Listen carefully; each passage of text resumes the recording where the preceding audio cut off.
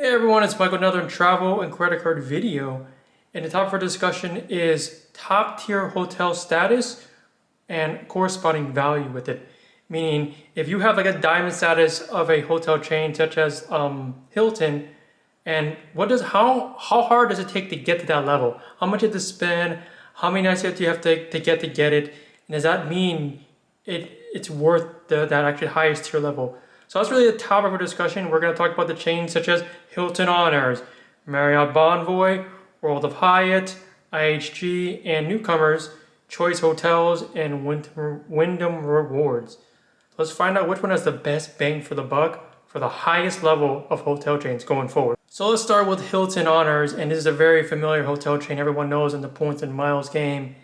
And there are two main ways to get the highest level diamond status for Hilton Honors, and that is the traditional ways, 60 nights with 30 stays, or 120,000 base points. The easier way to get to the front of the line to the diamond status is getting that credit card from Hilton American Express, the Hilton Aspire card. And that's the easy way. You do have to pay a hefty, I think $450 annual fee, but you get that highest status right away. So those are the two main ways in getting the highest level tier for Hilton Honors going forward. Alright, so for Hilton Honors, the highest level status for member is Diamond status. Gonna go over some quick perks of the status. Possible room and suite upgrades, pretty standard for highest level. You've got the food and beverage, which actually comes at the gold status level. And then you've got something called elite status gifting, which means if you have stayed 60 or more nights, for example, this year, you can actually give that status of gold to another family or friend. And if you stayed 100 nights or more, you can actually give the status of diamond to another family member or friend. One thing to note here, as they also have another perk called the diamond status extension, where basically once per lifetime, you can get a 1-year extension of your status if you meet certain requirements.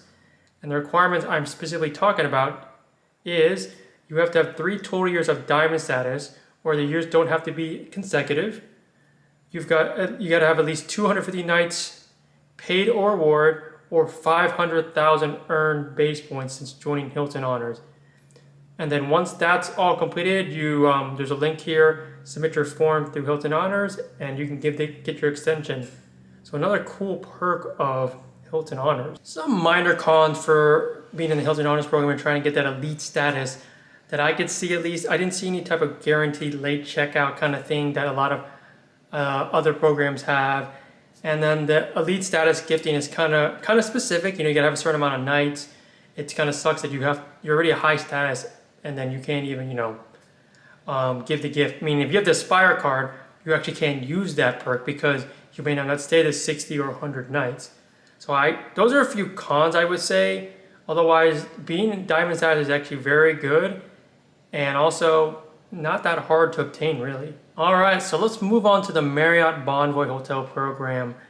And their highest status for a member is called Ambassador Elite. This is one of the hardest ones to achieve, and there are no shortcuts as well because the main way of getting it is 100 plus nights plus your 23,000 USD qualifying spend. So that's a lot of nights and a lot of spend. Also, in regards for credit card shortcuts, there isn't actually. Their highest tier, which is their Marriott Bonvoy Brilliant American Express card. If you have that card, your status only goes to Platinum, which is actually a middle of the road card. So you're not even close to getting the highest Ambassador Elite, and makes it very difficult unless you're a true Marriott Bonvoy loyalist. Alright, so let's move on to the perks of being an Ambassador Elite Marriott member. General things you can get at this level is the usual room upgrades, lounge access, and suite upgrades. You get some welcome gift upon check-in, not bad. You also get late checkout like 4 p.m. And some specific stuff include your 24-hour benefit.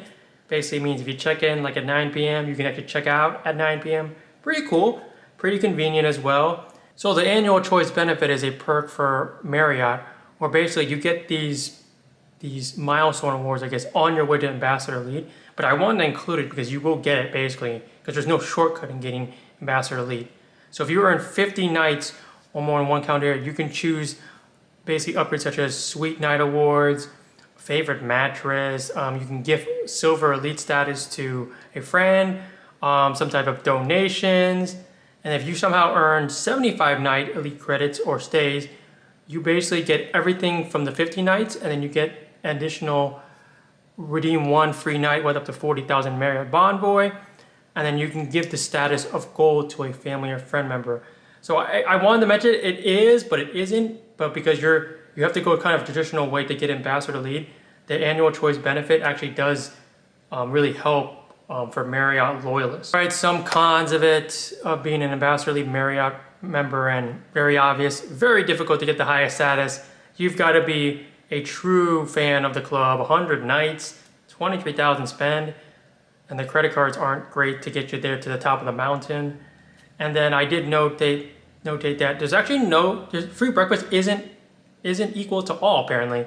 Certain brands such as like the Gaylord and the Edition brands, some vacation clubs, they actually don't include a free breakfast. So if you're expecting it on some of those specific brands, you're out and about basically. So two things to notate really for Marriott Bonvoy members if you're in the Ambassador Elite status, which is kind of dumb to be honest, especially being the highest tier. So let's move on to IHG, which is Intercontinental Hotel Group, hotel chain, and I've discussed them in the previously. And to get their Diamond Elite status, it's 70 nights or 120,000 points, and no shortcut here with a credit card, as you can get the Premier card, I believe, and you only get the Platinum status, and that's basically the second highest tier, which is kind of a bummer to be honest. So really, you gotta rack up those nights, otherwise you're not gonna get that Diamond Elite status for IHG. So being the highest Diamond Elite status for IHG does include perks such as late checkout like 2 p.m., possible room upgrades, suite upgrades, some lounge access. I think that applies mainly to international properties. And then you've got complimentary milestone awards that we talked about, such as getting points or upgrades for rooms, stuff like that. Kind of standard really in a lot of hotel chains when you start moving up the ladder of your membership level. One thing you do get that's specific is this Hertz Gold plus upgrade when you rental cars, but otherwise it's pretty stale in comparison to the benefits you get for IHG. So yeah, I mean, that's another thing to consider for this program. And then some cons really is not easy to achieve the highest level, and then there's no gifting really of membership status like I've mentioned lately with Hilton and I think just Hilton really. So can't really transfer your benefits. And then really just the lack of benefits overall for really staying 70 nights, which is pretty big to be a loyalist for IHG. All right, let's move on to World of Hyatt, one of my favorite hotel chains and programs. And the way to get Globalist, which is their highest tier status, is mainly through qualifying nights. And the criteria for it is 60 nights, 100,000 points or base points, I believe, or 20 meetings or events for the year. The credit card associated to the program is pretty much mush. It doesn't help you get to the front of the line. I think it gives you like Discover status, which I think is the middle tier. Doesn't help you there. So it's actually pretty difficult to get the global status. All right, so being a globalist for World of Hyatt, certain things just with a lot of the hotel chains, possible room upgrade, you get club access, club lounge, which not gonna lie, I might be getting some when I go to Korea, so lounge access is very nice. Resorts fee waived, parking fees waived, and noted the guest of honor benefit, which is probably one of the best benefits of any hotel chain, where basically you can give a family or friend the status of which you are. I believe if you're globalist, you can give globalist to a friend or a family. So that's really, really awesome to have. And then milestone awards as any hotel chain, which includes points, free nights, free suite upgrades, certificates. And then they also have this partnership with American Airlines Advantage basically if you're a certain status for American Airlines and you're a certain status for Hyatt, you basically both get points for each purchases being made. I just want to make a disclaimer that you have to be a certain status for AA, and I think it's some type of 50,000 points. I don't remember, I recall. So it's not as easy as you say it is. You just don't sign up. You have to be a certain status for both programs to both kind of mutual benefit from making purchases. In regards to the cons of being a globalist, there's obviously cons as being a member, but at least for achieving globalist, it's very difficult to get it on your own. 60 nights or 120,000 base or 20 meetings. That's tough, and their credit card situation doesn't help. So it's going to be a common theme for cons. And I will note here, as we've seen in my prior videos and even now, Hyatt does partner with a lot of companies to make global status much reachable. As mentioned earlier in the summer, you had the Hyatt Build Challenge, where basically they cut the 60 nights to 20 nights, which I participated. And I can show you my video there that, I got globals to 20 nights. They have 60. And I think currently right now they have a Founders Card Challenge, where basically you pay about, I think 600 something bucks for the card or the membership, and they give you like 10 nights, and then you gotta get the other 10 nights on your own. So just wanna notate that, yeah, Globals is tough without the promotions and challenges, and that's why, otherwise that's why they have it for Hyatt. All right, on to Wyndham Rewards, a hotel that I have not talked about. And a little concept here, they've got over 9,000 properties in 22 brands and over 80 countries. It's more of what we consider a lower tier end brand with properties such as Microtel, I think motels, Wingate Inn, and then Howard and Johnson Travel Lodges. So it's kind of interesting there with that. And then also to consider, their highest status is known as Diamond Elite status. A lot of diamonds really in these hotel chains. Seems to be a trend here. And you can get this for a low acquisition of 40 nights with the properties. That's the lowest we've seen so far. And another shortcut is to get the Wyndham Earner Business Card. And that basically gets you to the front of the line, just like with Hilton, and you've got automatic Diamond Elite status. It's pretty cool too because it's a very nice card and a $95 annual fee compared to the Aspire. But we're not going to compare apples with oranges here, but 2 ways to get Diamond Elite status for Wyndham Rewards members. So being a Diamond Elite member of Wyndham has pretty good perks, such as a welcome gift upon check-in, the Give Gold benefit, which basically means you can give another family member or friend the status of Gold tier status. You've got suite upgrades on award nights. You've got the Avis budget car rental upgrade, which really only applies to US and Canadian residents. And you've got the sweet Caesar rewards match, or basically you match up your status with Caesar. So very awesome too. And then general early check-in, late checkout kind of thing. So that's really cool for a low budget hotel chain. And then cons, I don't think there's anything bad about it. 40 nights is the lowest, and then a credit card that can get you top of the line. I would just say, other from elite status, I mean, maybe more perks, maybe milestone awards that I can think about. That's about it. But otherwise, great perk to be a Diamond Elite status for Wyndham Rewards. All right, we're on to Choice Hotels, another hotel chain I have not discussed previously. And their highest level is Diamond Elite status. A little note here, they've got about 7,000 properties in 40 countries. They're a budget hotel chain with brands such as Clarion and Comfort Inn. And you've also got a mid-tier brand with Cambria Hotels. And to get that Diamond Elite status, it's the same qualifying nights actually as Wyndham, 40 nights. And there is no credit card that will get you to the front of line to the Elite status.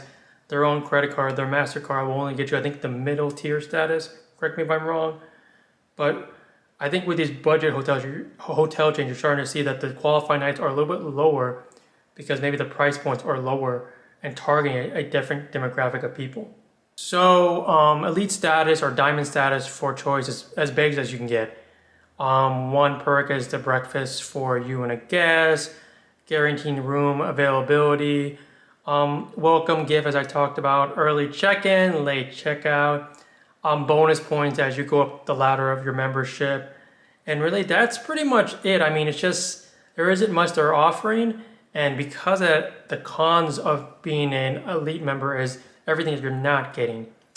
The status of giving your high level, just not enough perks in general, room upgrades, stuff like that. The credit card doesn't get you top of the line. And I mean, I did note from Luke Points and Miles, he does say that they are pretty widespread in the Scandinavian Nordic countries, so that's a plus there. But otherwise, being a budget hotel chain, there isn't much they can really do, and so the perks aren't that great for choice hotels. So to summarize the hotel chains, I'm gonna kind of put it in levels of easy, medium, hard, kind of like in a video game, and just gonna give you my overall conclusion of what I think. So we'll start with Hilton here, and I put them at a medium only because of the credit card from the Aspire, or basically because without the Aspire it'd be pretty hard, and it wouldn't be easy because you need less qualified nights. And for that reason, that's why I said that. The perks are great, that they're, the upgrade, stuff like that. And I also notated on the chart too the cost, which basically will cost you at least the annual fee of the Hilton Aspire. That's why it's a medium level and not too bad really for the value you get. And everyone's gonna say this could be the best elite level. Well, let's go down the list and check it out here. So we'll move on to Marriott, and guess what? Difficulty hard. Why? Because you have to get like a freaking 100 nights. I mean, that is ridiculous. But really the cards don't help that much.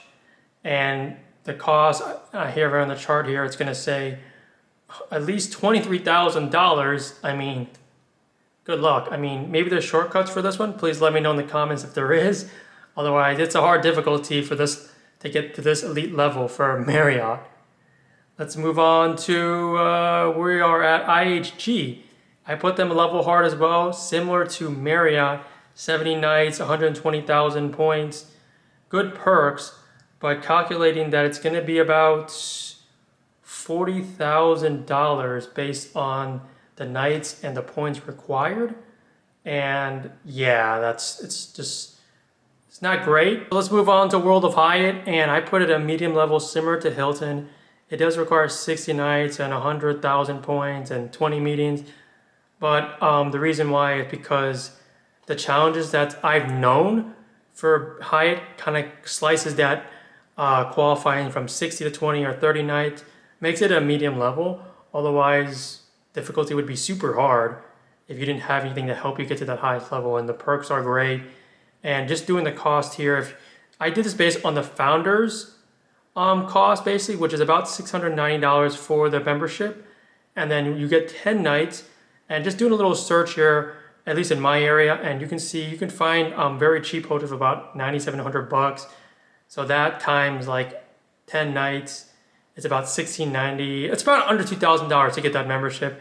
And because of that, and because of the perks you get for it, I figure it's a medium level difficulty, and because it's so great for World of Hyatt. So let's move on to Wyndham Rewards, and 40 nights and a credit card get you top of the line. This is going to be my first easy. And remember, the perks are pretty good, as I mentioned, standard upgrades, food, stuff like that, gifting, I believe. And because of that, you can't go wrong. I mean, you're basically paying $95 with an earner business card. And I mean, that's as easy as it gets. And the choice hotels, 40 nights, and yeah, that's a lot, but not too much. But the costs are gonna be low for those kind of budget hotels.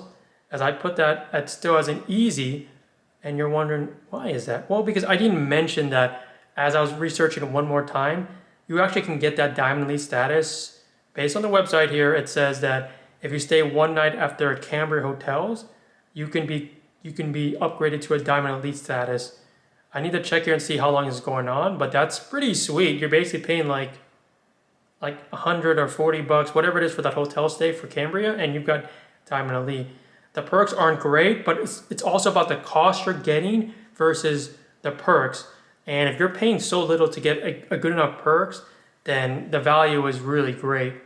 So in terms of how I rank, and this is just my opinion, I rank basically Wyndham number 1 at easy, choice, and then you can go to Hilton, World of Hyatt, and then the other two doesn't really matter, probably IHG and then Marriott, based on the value and the perks of being the highest tier for member for the hotel chain. So as I come to the conclusion of this video, I wanted to know everyone's thoughts on my analysis on the hotel chains in regards for their highest tier status and the value you have to get to the top of the mountain. And that's kind of what I'm looking for here, is I kind of went with the route with the budget hotels over the elite ones, because I just think that people are always looking for value and also looking to cost cutting with other expenses, credit card, annual fees, spend, all that stuff. So that's my recommendation. Whether I go for it or not personally, that's up to me. But please let me know what y'all think. And I appreciate everyone watching and getting in this video, as I will hope to create more content going forward. But as I say always in all my videos, life is short. Travel more, everyone. Have a good day.